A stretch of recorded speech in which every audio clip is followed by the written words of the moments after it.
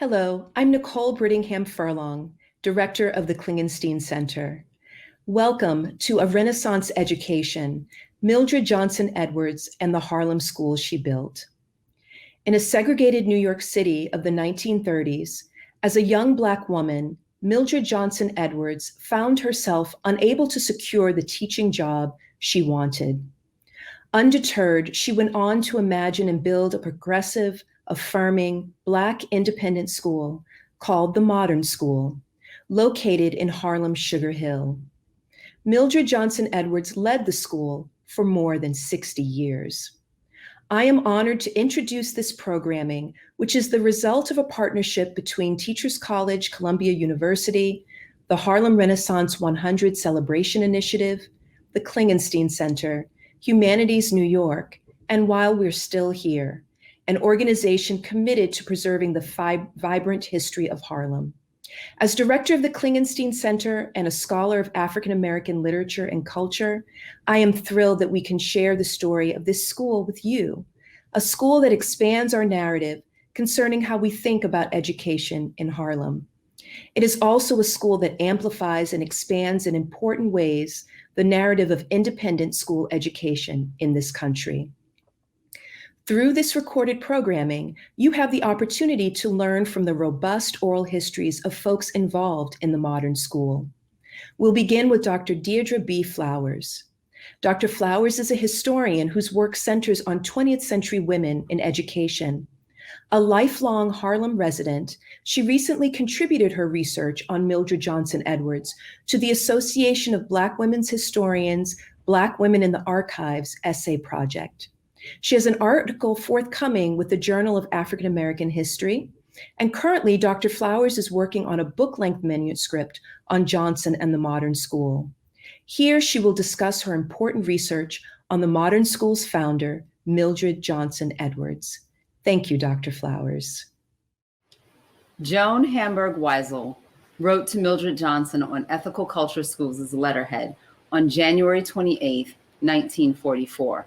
Requesting an interview with her former classmate. In the letter, Weisel reminded Johnson they graduated together from Ethical Culture's Teacher Training Department on June 4th, 1935. She wrote, "You've made lots of progress as I hear of your school all the time, mainly how fine it is. That school, founded by Johnson at the age of 20, was in its 10th year of educating Harlem's students. Begun with 8 students in 1934, by 1944, Johnson's school enrolled 175 students, with a long list of more whose parents were waiting to hear that a space had finally opened for their child. This exchange may otherwise be mundane and uninteresting had it not been for the fact that Johnson was an African American woman. She was the first African American to complete the total course of study at Ethical Culture, Fieldston, and its teacher training department. Her school was the first private school owned and operated by an African American in New York City. This young African American woman's education and accomplishments occurred against the backdrop of the Harlem Renaissance and in the midst of the Great Depression. While still a student in the teacher training department, Johnson opened her own private school, the Modern School, in 1934. Weisel's 1944 interview request hints at Johnson's unique and rare education accomplishment and the Harlem Education Institution that has become her legacy. Weisel's article was published in the spring 1944 issue of Ethical Culture's Alumni Annual and was titled The Modern School in Harlem. It provided readers with an overview of Johnson's work during the first decade of the school's life.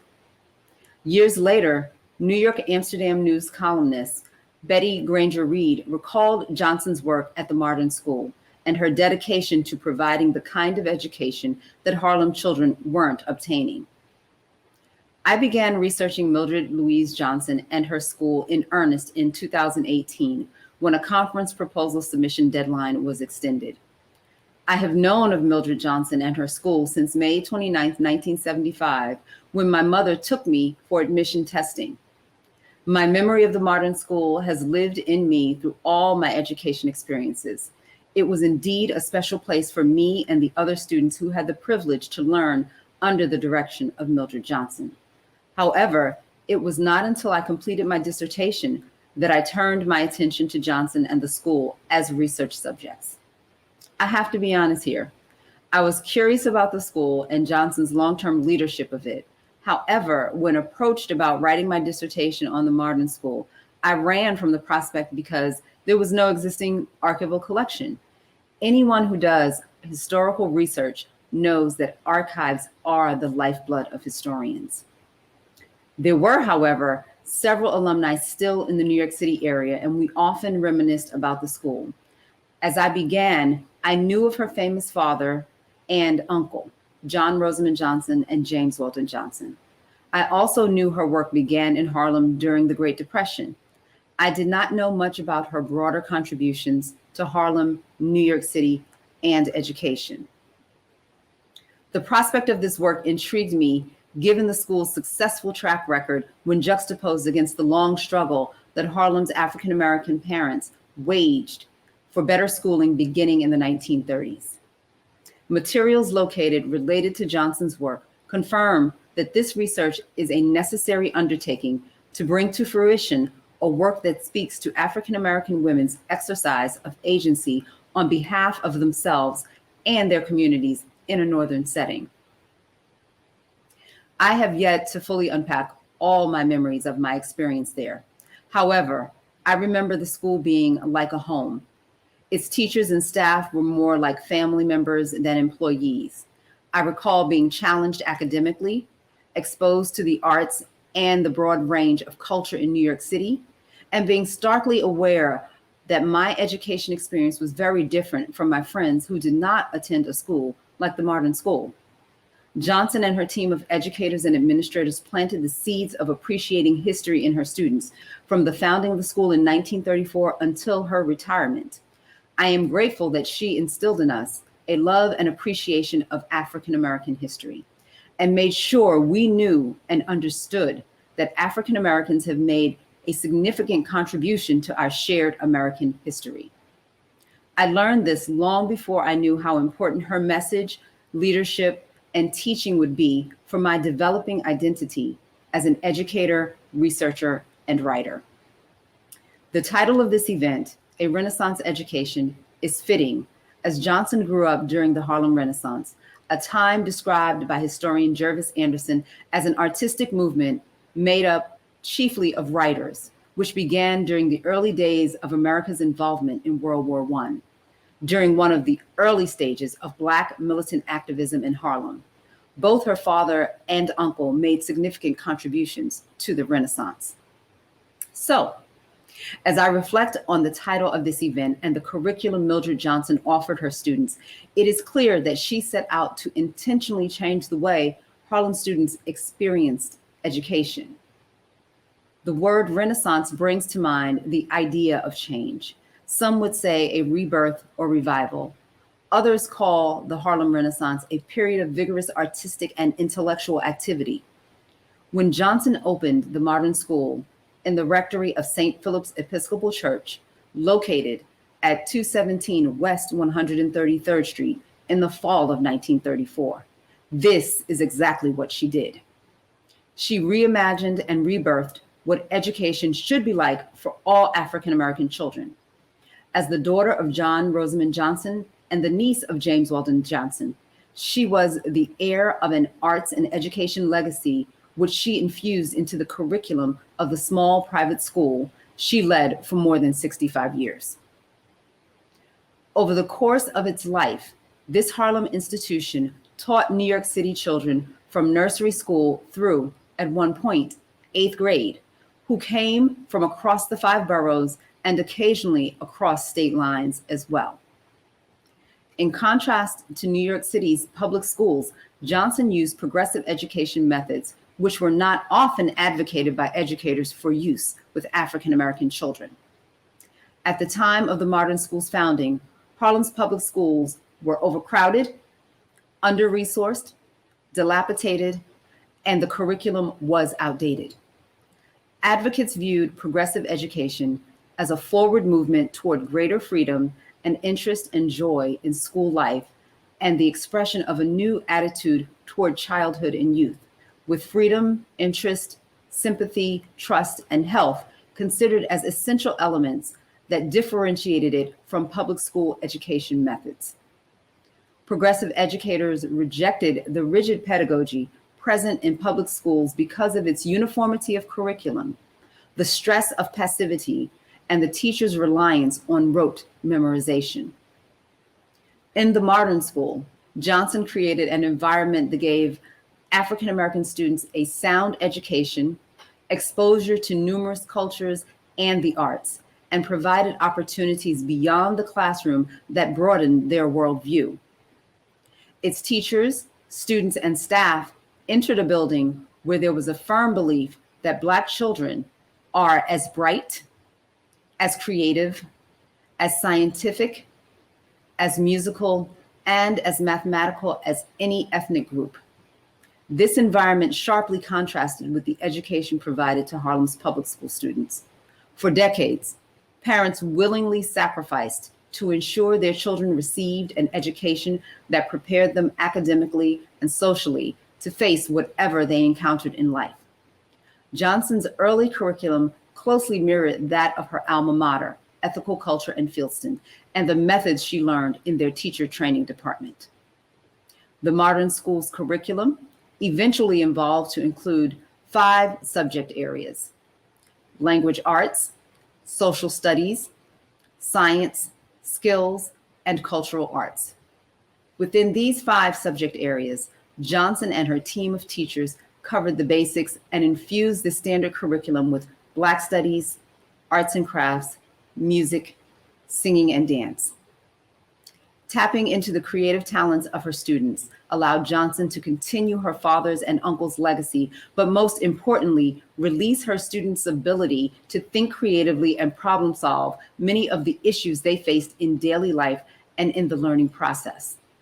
Additionally, her arts curriculum extended beyond the classroom into 2 full-scale productions each school year, festivals, that assisted with fundraising efforts for the school, which received no funding from local, state, or national entities.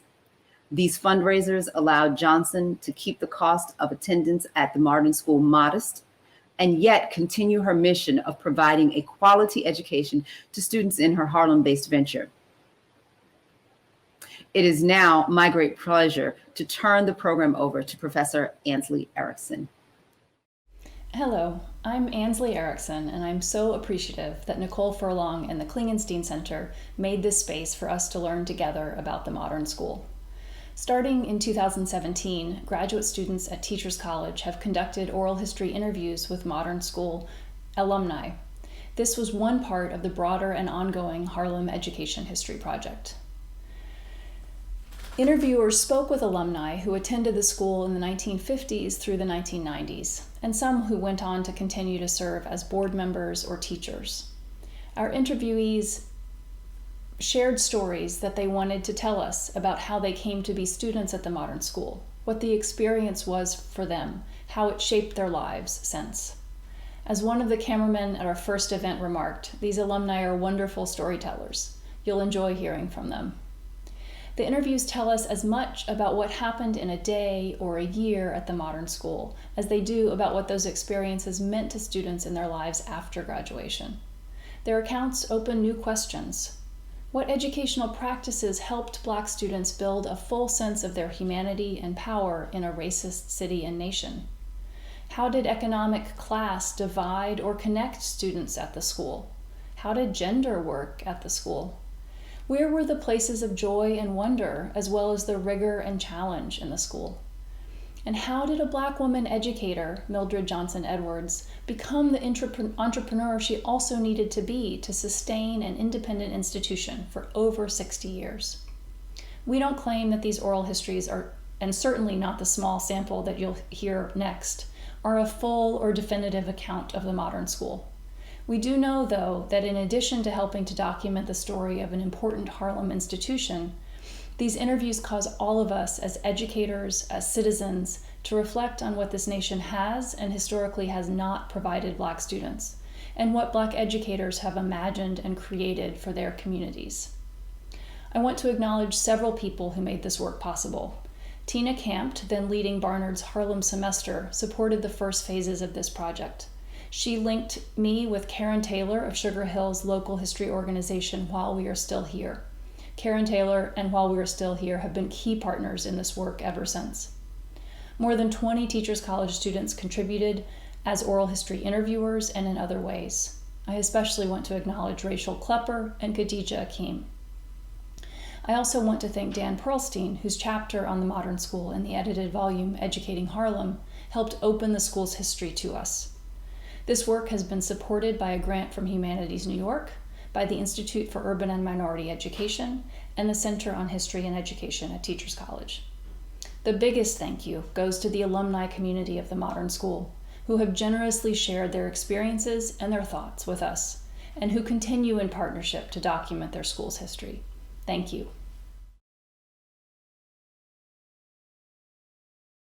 The world then was so segregated that we even had segregated summer resorts like Martha's Vineyard and Sag Harbor.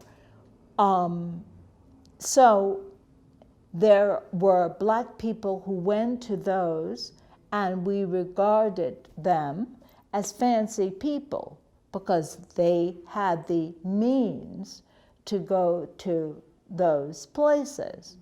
At the same time, I went to a private school. At the same time, there were other parents who used their money differently. So there's no way to know what choices a parent is making. There are some people who use the money for voice lessons, or some who used it for dance lessons, or some who used it, name it. So we didn't know. All we know is that, parents make choices. And the world was so small, and we were all treated like, I use the expression, we were all catching hell. It didn't matter whether you were catching hell this way or that way or that way. We were all catching hell. We all knew that. The world was segregated. So your dad could not work at so-and-so, and your mom could not work at so-and-so, couldn't live at such and such a place. We were all catching hell. We all knew that. So there was a unspoken acknowledgement of that. My name is Anna Webb. I have 3 children who attended the Martin School. I was very happy with the school. I liked the school because they learned a lot and they did very well. And I didn't like New York City public schools because as far as I was concerned, they weren't teaching them what they should have been taught. So I was willing to spend the money, although I wasn't making a whole lot of money, but it was worth it. So instead of having a car, the kids went to school. And most of it, when I came here in 1969, I'm from Louisiana, and most of the people that I knew hadn't graduated from high school, and I could not understand that. I'm from Louisiana. I'm from the segregated South, but everybody I knew graduated. Everybody I knew went to college. So, we went to Black colleges, but we went to college because it was segregated back then, and I couldn't understand it. But then the more I talked to people, the more I began to realize that the schools were segregated because of housing patterns. So that's why I didn't want to have anything to do. And I lived on 97th Street. Moved there in 1970, and I've been there since, but they didn't go to public elementary schools. So I sort of like prepared them by going to the modern school. So when it was time for them to take tests, they would score well enough to get into decent junior high school, and that's what happened. Really, the person that I am today started at the modern school.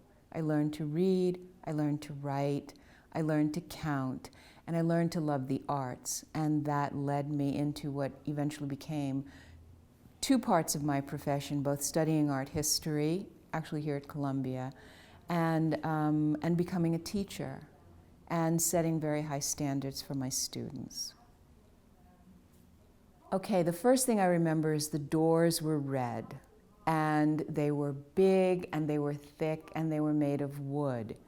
And that was the beginning of the school day, walking through those, now I can use the word majestic red doors that had, they were really sculpted doors. They had a lot of insets, and really, I think they must have been hand carved.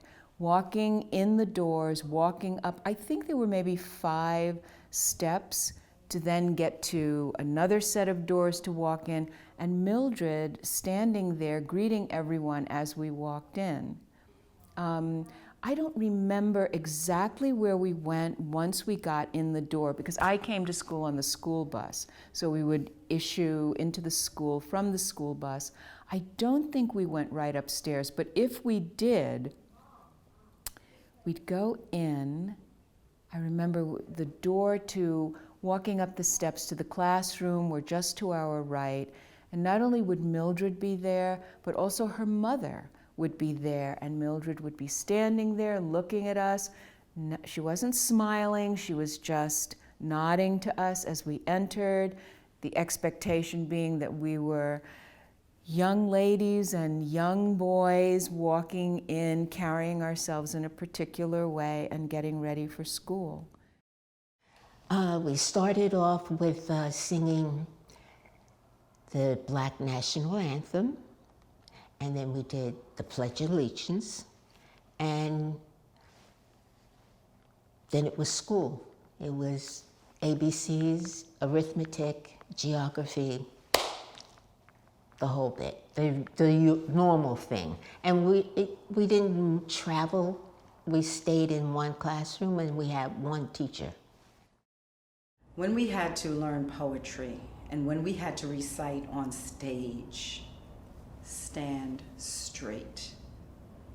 I can remember for festivals when we had to walk down the aisle, because she had these pageants, the coronation, they talked about the kings and the queens and all that. I can remember Mildred teaching us how to curtsy. Oh, yes.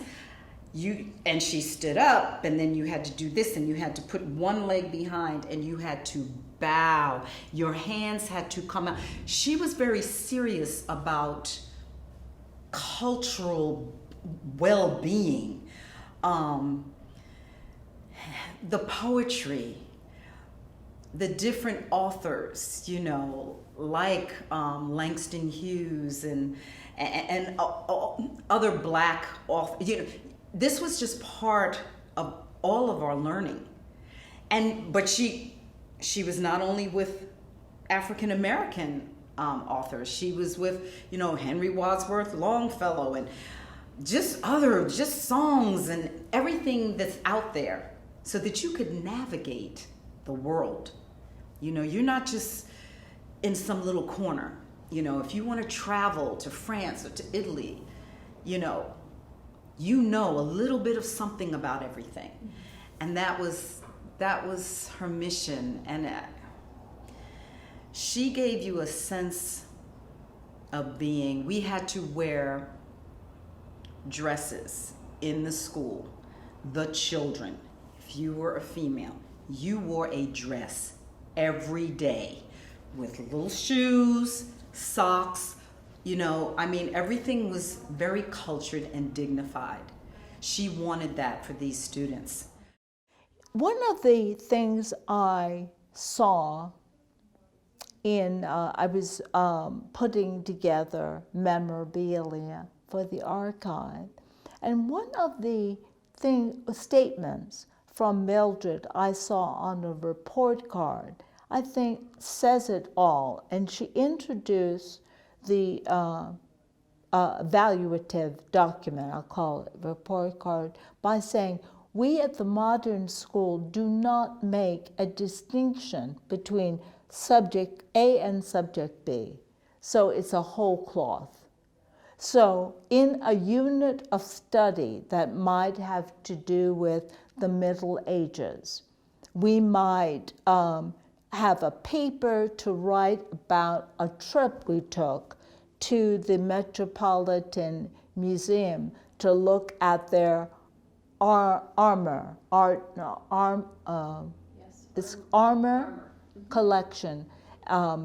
And we'd have to write a theme paper about being a knight dressed in armor. At the same time, it was Middle Ages, we'd have a reading assignment, or we might have an art something to do about the Middle Ages. But it was seen as the unit of study was about the Middle Ages, and there'd be many different things you do. And it's possible that Mildred did it that way because that's how it was done, maybe, at Ethical, where she went. That there we don't have a spelling and math and then so-and-so. We have it connected with a unit of study that we're doing. So by the time I'd gotten to first grade, I was a pretty good reader. And that was where we had Ruth Gregory, probably the world's premier first grade teacher. But a day would begin with some kind of activity that had to do with singing, something singing, and cheering up, you know, and getting yourself situated, ready to work. You didn't have to come in and march in the way a parochial school would do it. And it wasn't really regimented, not at all. It was comfortable. Came in, our seats we had round tables, not desks. So our little chairs and at the desks, we did some work. There were great big wooden blocks, Lincoln logs and that kind of thing. And there was a period of time that you spent constructing stuff, bridges and things. And it could be as big as you wanted to make it, no restriction. It was really kind of a nice sort of a day. And then at some point it would be lunch and then nap time, and we actually had army cots. This is nursery, kindergarten, first grade. Roughly the same kind of a schedule. And in the afternoon there would be some more academic work, but comfortably done, comfortably done. She had the facility to reach you. But I think the gift that I got from her that I never lost was a love of learning, a love of reading. I think I mentioned it inside. There was an insatiable curiosity in that woman. She wanted to know things. And she was able to pass that on to me and others, I'm sure. I can't be the only child that wanted to know because Ruth Gregory wanted to know. She had us doing things that were not baby stuff things. They were the things that children who were thinking would want to do. How does that work? Or why did that happen? Or the intrigue of the asking and answering of the questions. He was pretty good at putting that forth for us. At the time I went to the modern school, all our teachers were women. The principal was a woman. I think the assistant principal was also a woman. They were very strong role models. I saw them as being wonderful people, very well educated, very well spoken, always very well dressed. I mean, the poise, the believing in yourself, the believing that you can do something, that isn't, that's priceless. And she gave that to me as a kid, so it just followed through to this day. It's still there. Once a week, we had an assembly. So every class had to perform. So our bodies were seen at least once a week by staff, other kids, and like that. If you do that, 36 weeks a year for 10 years, at some point you have an appreciation of what it means to stand in front of people. It's a lot. And only because you are asking the question now can I say that if you are performing weekly, and because we also did these festivals, they were fundraisers to be sure, but the way Mildred would do it is devote a whole morning or whole afternoon to rehearsals. So we saw one another do our parts during the school day. So taming the body was a big deal. Now I can say that as a 70-year-old, I can say that my body was worked on. And I didn't know it then because it was done as art or play or performance like that. But they would correct it and say, no, I want you to do so-and-so. When I left the modern school, I moved on to Riverdale Country School in the Bronx. It too was a private school, and I was fortunate because of my education at the modern school. I tested pretty high on the entrance exams for this school, and so I was awarded a scholarship. That was in itself amazing because I was being raised by my grandparents. My grandfather was a taxi driver and my grandmother was a homemaker, and tuitions at these schools are, quite expensive. So I was very, very fortunate and blessed to have been awarded a scholarship to be able to attend classes at Riverdale. And I was probably, myself and my sister actually, probably the only two girls within, I guess, 3 or 4 block radius whose parents exercised other options outside of the public school system as far as educating their children. We did have 1 or 2 people maybe in the neighborhood that we knew that may have gone to a parochial school or something like that, but this was pretty much unheard of back during those days, so it was a real big deal. Right. And had it not been for my coming through the modern school, being exposed to the things that I'd been exposed to, my vocabulary was awesome. I was actually valedictorian of my class, and it was predominantly white school, which was totally different for me. The classrooms were bigger than what I experienced at the modern school, and the number of minority students was very, very small. So it was kind of a culture shock, but not so much.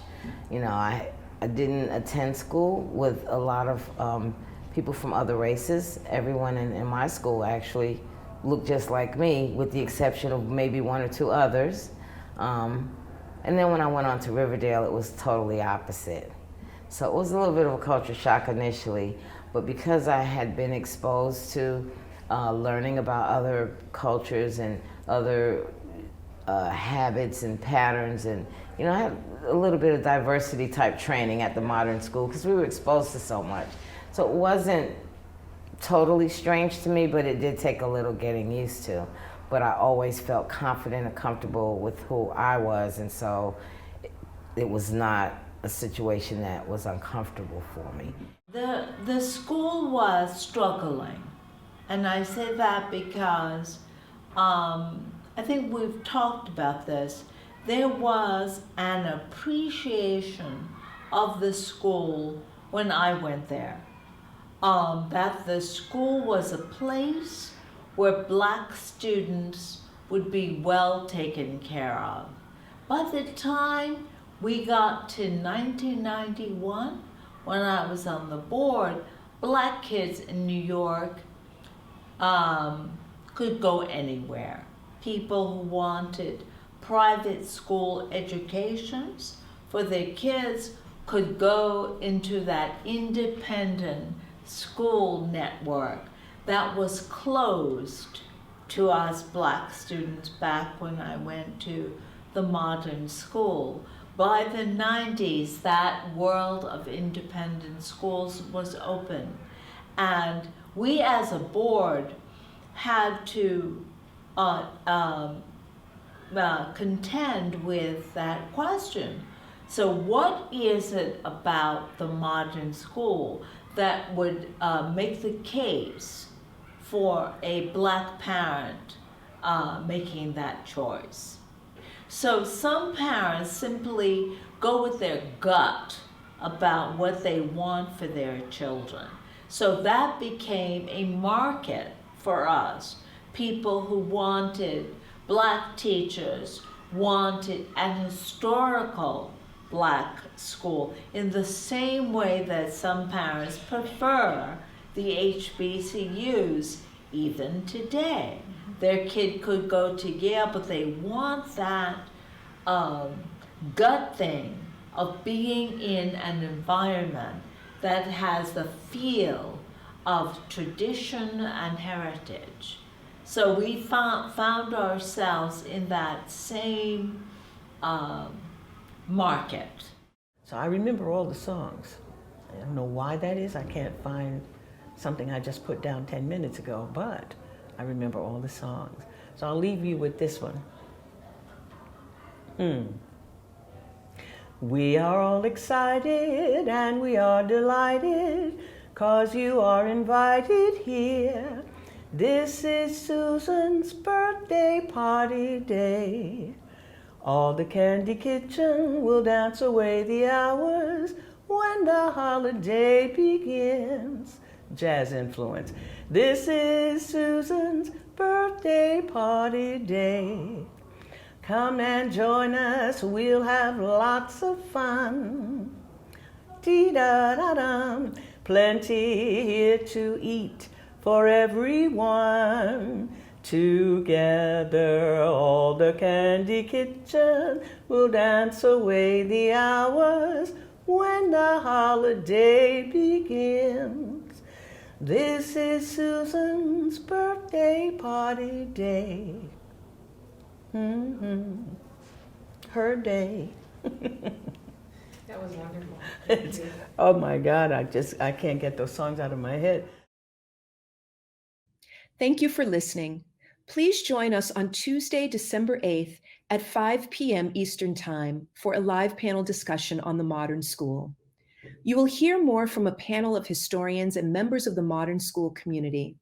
You will also have the opportunity to ask questions about Mildred Johnson Edwards, her Harlem Renaissance ties, and the meaning of her educational vision for schools today. Until then, take good care.